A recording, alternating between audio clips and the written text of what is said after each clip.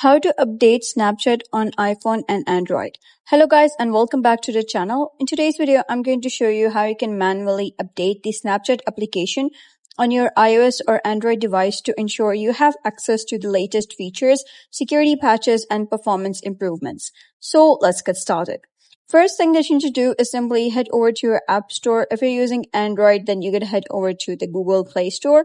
Go to the search bar and type in Snapchat.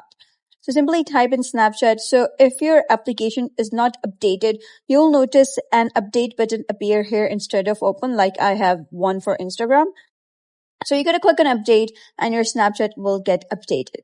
However, if your Snapchat is updated but you can still not see the latest features, then what you're going to do is simply long press on Snapchat and you can simply click on remove application. So simply uninstall it and then reinstall it from the App Store, and then your application would be updated.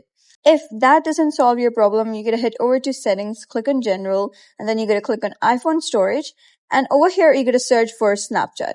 So simply click on offload application and simply this will free up storage used by the application, but keep its documents and data. Reinstalling the app will reinstate your data if the app is still available for download.